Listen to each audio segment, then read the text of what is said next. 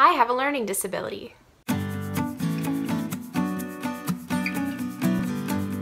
Hi there, my name is Natalie Nation. Welcome to Feed That Nation, Vlog Edition.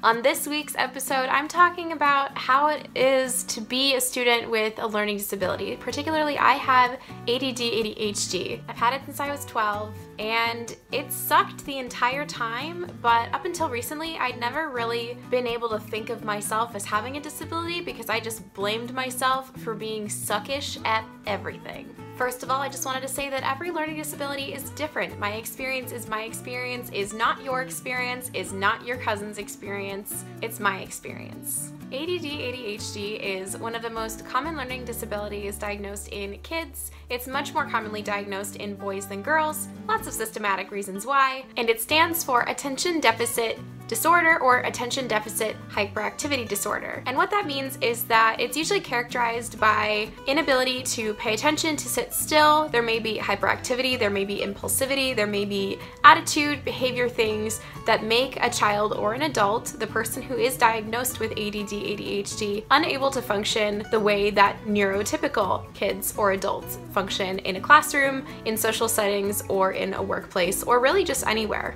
I'll leave a link below with a lot more information because I'm not a learning disability expert. I just have one. My parents noticed when I was a child that I didn't really like paying attention in class. I was smart, sure.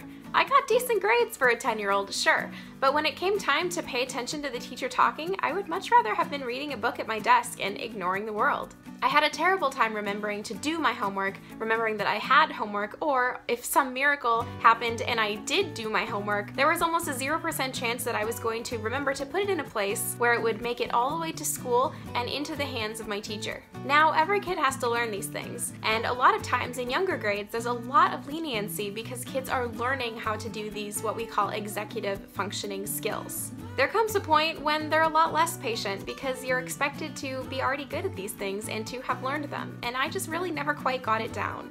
So when I was 12, my parents took me and my twin brother, who also had a lot of the same issues, to a child psychologist for a series of assessments, and we both received the diagnosis of ADD, ADHD. For my brother, his presents with a lot more hyperactivity, and mine presents just with a lot more inability to focus and inattention. I don't have a lot of the issues that people with ADHD have, which is why usually I tell people that I just have ADD. I don't really struggle with being too hyper. I don't really have a lot of huge issues with impulsivity the way some people with ADHD do. My struggles are truly with just being able to focus, being able to pay attention, and with the executive functioning skills that it takes to follow through with starting a task and carrying it through all the way to the end. Now, like I said, when you're a little kid, you get a lot of forgiveness when you lose your homework or forget to do it. As a 6th, 7th, 8th, 12th grader even, you don't get the same amount of patience. I had a 504 plan or an IEP or whatever my school called it. My teachers knew that I had ADD. I had some accommodations built in, like having extra time on tests or sitting near the front of the room so it'd be easier to focus. Did I like these accommodations? Not really. Did I use these accommodations? Basically never. Because, like I said, my ADD really doesn't prevent me from sitting still. Another thing about my ADD is that I'm a great test taker. That's just me as a person. I don't struggle to sit down and take a test. If I know the answer, I write it down. If I don't, I don't. I don't need extra time on tests.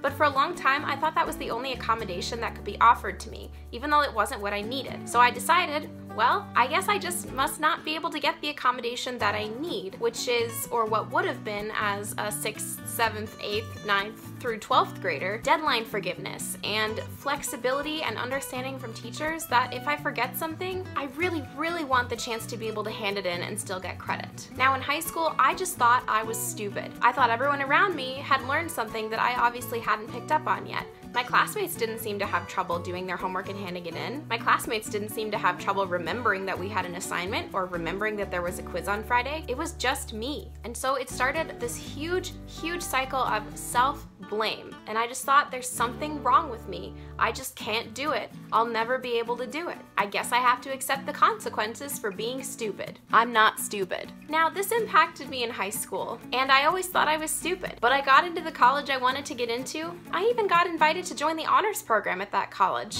and I was really excited about it. And I thought maybe it will just be easier when I get to college. Spoiler alert. It wasn't. Now, getting into college, some things got easier and some things didn't. What got easier is that I had a lot more control over my schedule, and I had a lot fewer classes that I had to pay attention to and remember to go to, remember the homework for, and remember to take tests for. What didn't get easier is that college professors really don't do any hand-holding or reminding you of assignments. They expect that you are a fully functioning adult who can remember to do stuff when they tell you to do it.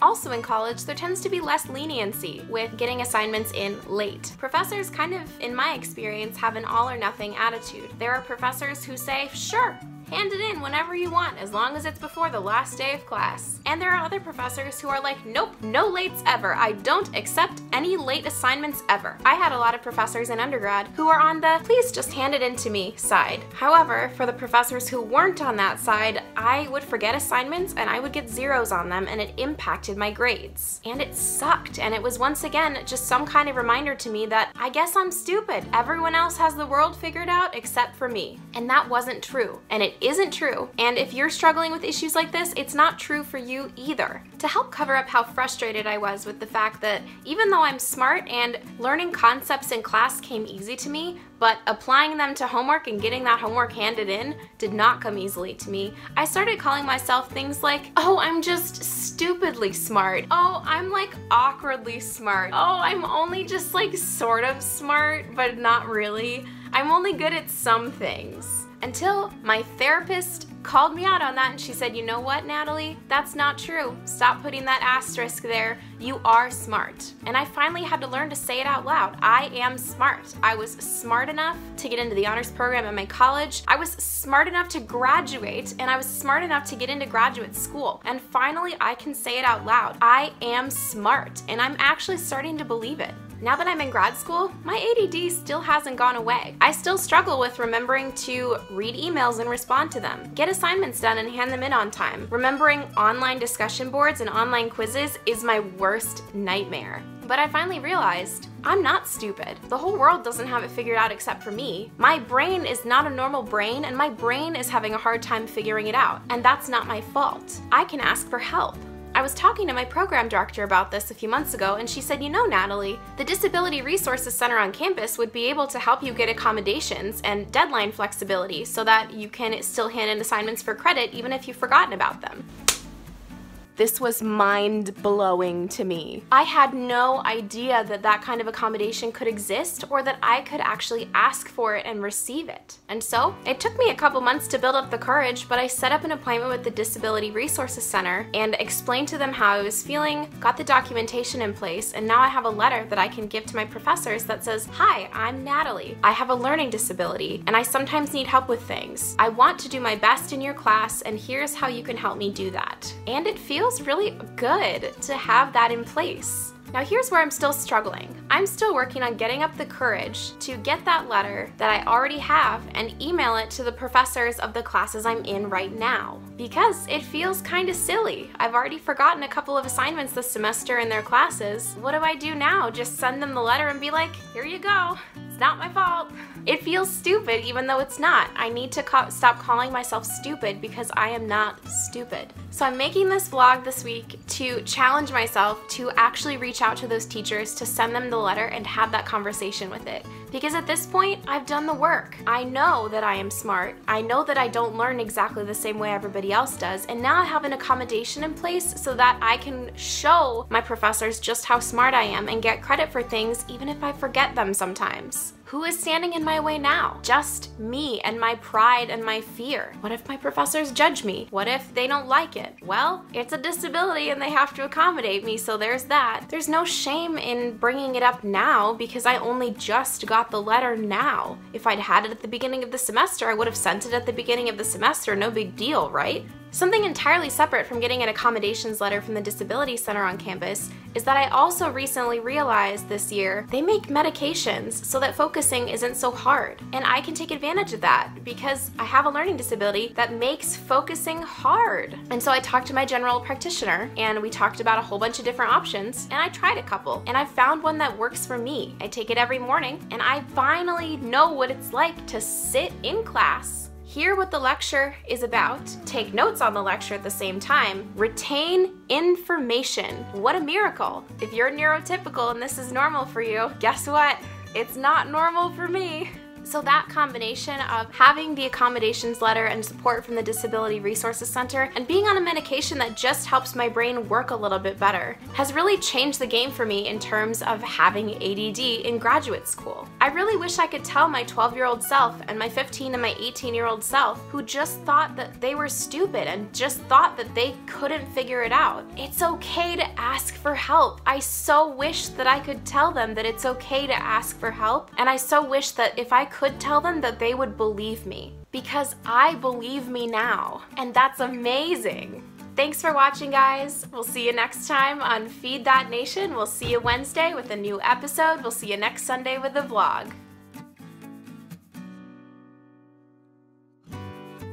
I made tea so that I could drink it while I was vlogging, and it's still too hot, and it's been like 20 minutes, and I'm really mad about it.